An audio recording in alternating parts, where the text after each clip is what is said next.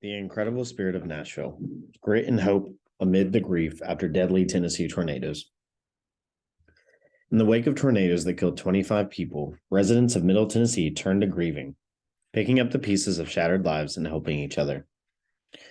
A storm that struck out of the darkness early Tuesday produced two tornadoes that left a path of destruction across four counties, including Putnam, which was hit the hardest.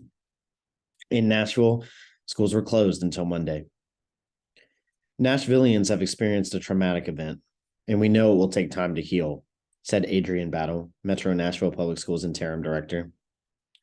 Utility crews worked to repair more than 600 downed poles and restore power to almost 20,000 Nashville residents. Many survivors wondered how to rebuild after homes, businesses, and schools were damaged or destroyed. Communities turned out to help those injured or left homeless, or simply to share their grief. Tonight is an opportunity to come together as a city, Mount Zion Bishop Joseph Walker said at a Nashville prayer service. There has been a devastating level of loss, but we've also seen the incredible spirit of Nashville, the resilience, the volunteers. People are doing great things. Among those responding, longtime Nashville resident Taylor Swift, who donated $1 million to the Middle Tennessee Emergency Response Fund, according to her spokesperson, Tree Payne. Nashville is my home, the pop singer wrote on Instagram Thursday, and the fact that so many people have lost their homes and so much more in Middle Tennessee is devastating to me.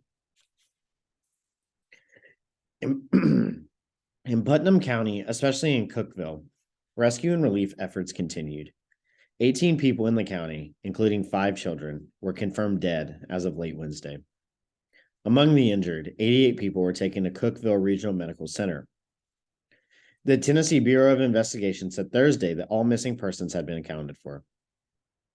Wednesday, White County Sheriff's volunteer officer Jacob Simmons and a search dog named Nala combed through lumber piles that used to be backyard sheds and peered under Putnam County homes, flattened to their foundations, in an increasingly desperate search for survivors.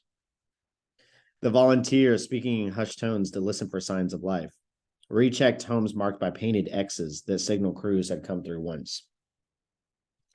6- and 7-person teams fanned out across a 25-acre marshy Cookeville field in rubber boots and waders in the hopes of covering as much ground as possible under sunny skies before rain rolls in Thursday.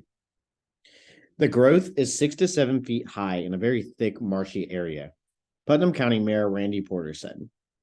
A lot of debris is there. We've got weather coming in tomorrow, so we're trying to get through as much of that as possible. 2 people were killed in Nashville, 4 in Wilson County, and 1 man in Benton County. 6 people spent the night in emergency shelters, but most of those who lost their homes found shelter with relatives or in hotels. Among the fatalities were James and Donna Eaton, married for 58 years, who died side by side on a mattress thrown from their bed in Mount Juliet. Many who survived shared harrowing stories of the tornado's destructive power. Valerie Fisher, who spoke at Mount Zion Baptist Church, said she was awakened in bed in North Nashville by a severe weather alert on her phone. It said, "Take shelter," and I've never seen that before. I was trying to, wake up a little and read it, but there was no time, she said. There was no time to move. The next moment, a tornado ripped the roof from her home and sent a tree slamming into the house. Fisher said the force of the wind pulled her from her bed, pinned her against the wall, and pummeled her with flying debris. Pastor Derek Moore of Hopewell Missionary Baptist told the gathering at Mount Zion that his church, built in 1878, lost stained glass windows, its ceilings, and walls. Moore said he was still figuring out where the congregation would worship, hold weddings and funerals, and move forward.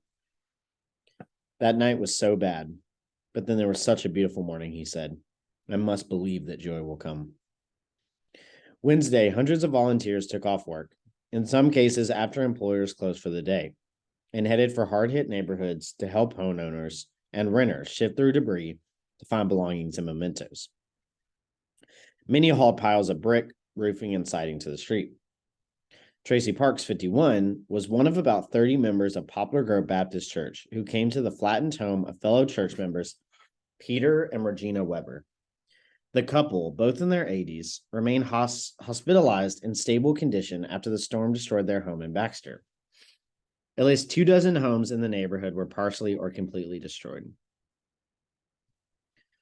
Donna Barnett, 50, sorted through the rubble that was once her home, picking out photos still intact among the wreckage. As the tornado ripped through their home, she and her husband Gary hid under a mattress on the second story, barely having time to react.